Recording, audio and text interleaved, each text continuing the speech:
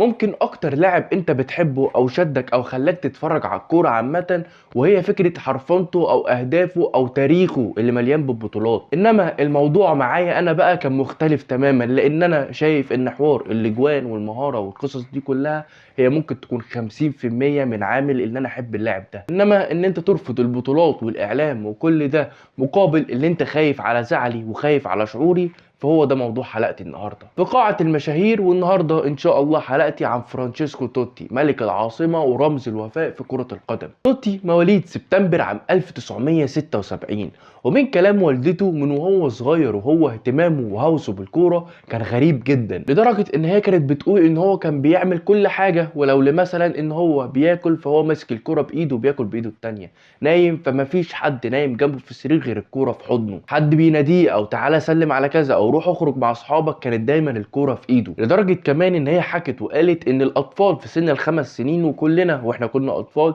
كان الشيء اللي بيخلينا ننتبه او نتفرج على التلفزيون هو الكرتون او الصور المتحركة. لكن معلش انا طفل عندي 5 6 سنين وقاعد بتفرج على ماتش كرة قدم، فدي كانت غريبة شويتين. وده اللي خلى باباه ان هو شايف ابنه مهتم زيادة عن اللزوم بالكورة، فقرر ان هو كأي اب مثالي ان هو ينمي المهارة دي عند الطفل. في اجازة الصيف، وزي ما بتقول كده عندنا احنا هنا الدورات الرمضانية اللي بتتعمل في شهر رمضان كل سنة، فهناك بقى في ايطاليا او في اوروبا عامة بتبقى في حاجة اسمها دورات صيفية، ان كل 5 صحاب او عامة الصحاب بيلموا نفسهم ويعملوا فرقة ويروحوا يشتركوا في الدورة دي. وده اللي خلى والد فرانشيسكو توتي ان هو يقرر ياخد ابنه بسنه الصغير اللي هو عنده 5 سنين ده ويروح يتحايل على جميع الفرق ان هي تستقبل ابنه في الفرقة. ولكن كل الفرق رفضت فرانشيسكو توتي، لان مع احترامي ليك يعني انت بتتكلم في طفل عنده 5 6 سنين رفيع قصير، فمين اللي هياخده يلعب معاه؟ ولكن بعد الحاح الاب فقررت فرقه ان هي تاخد فرانشيسكو توتي، وفعلا فرانشيسكو توتي بينزل وبيلعب معاهم وبيقدر ان هو يقدم اداء خيالي جدا وبيدخل هدفين.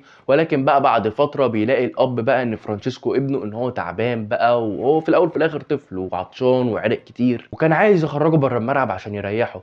ولكن مهاره وحرفنه توتي كانت مخليه الفرقه منع القرار ده نهائي. ومن هنا قرر الاب من شأن الابن اللي هو ملك العاصمه فرانشيسكو توتي ان هو لازم هينمي له وهيعمل له كل حاجه ممكنه ان هو يخليه لاعب كره قدم. وقرر فعلا ان هو يشترك له في نادي لوجاني، ده كان جنب البيت وده نادي ايطالي في عاصمه روما. وفي فتره سنه 86 كان فرانشيسكو توتي كان بيحضر جميع الماتشات هو واخوه في الملعب لنادي روما، طبعا في الاستاد الاولمبي. وكان دايما كل الماتشات كان الاب وزوجته يعني وياخدوا بقى ابنائهم ويتفرجوا على جميع الماتشات بتاعت روما في الاسبوع. وفعلا بيلعب معاهم لغايه بقى اما بتيجي السنه الاهم لفرانشيسكو توتي وعيلته كلها، وهي سنه 89. ووصفها فرانشيسكو توتي السنه دي اللي هي اللي غيرت مسار العائله كلها. نادي لوجاني بيقرر ان هو يستدعي والد فرانشيسكو توتي وبيقول له انت قدامك حلين، والحلين دول لازم هيتنفذوا، ان ابنك في اخر السنه احنا هنوديه يا اما نادي روما يا اما نادي لاتزيو، وانك تكون مولود في ايطاليا وبالاخص في مدينه روما، فانت مش متخيل قد ايه ان اكبر ناديين في العاصمه عايزينك. وبالمناسبه في الفتره دي كانت بتجمع علاقه قويه جدا ما بين اداره لوجاني ولاتزيو، من حيث ان لاتزيو كانت بتخليهم يجيبوا الناشئين ويجربوهم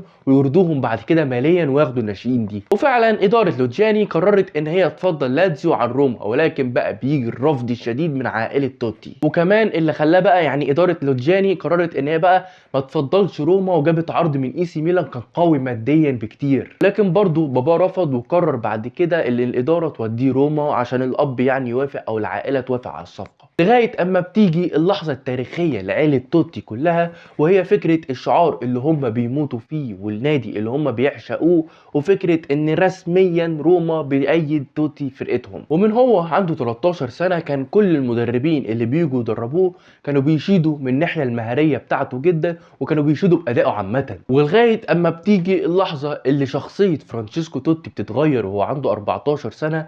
فرقه ال 14 سنه عامه في روما كانت بتقدم في السنه دي نتائج طيبه جدا، فبيقرر رئيس روما دينو فيولا ان هو ينزل ويبارك للعيبه او يكرمهم يعني. لغايه اما بيسلم على توتي وبيقول له كده بالنص انا سمعت عنك وانت لاعب ممتاز وانا مستنيك في المستقبل. ده اللي خلى فرانشيسكو توتي عامه لو طاقته كان بيديها 50% لروما، فلا دي عدت ال 100%. لغايه اما بيجي موسم 92 93، والموسم ده ما بيتنسيش لفرانشيسكو توتي، لان هو في وقتها اتصعد للفريق الكبير، وقرر المدير الفني لنادي روما ان هو يشاركه في اول مباراه ليه في الدوري الايطالي. الايطالي، وطبعا بقى بيشارك مع الفريق الاول. وبعد 3 سنين شويه في شويه شويه في شويه فرانشيسكو توتي بقى عنصر اساسي في تشكيله روما. وموسم 97 من المواسم اللي مش هيقدر فرانشيسكو توتي ينساها، لان هو اختير رسميا في موسم 97 ان هو يبقى قائد لنادي روما. ومن هنا بقى ابتدت اسطوره فرانشيسكو توتي في العاصمه.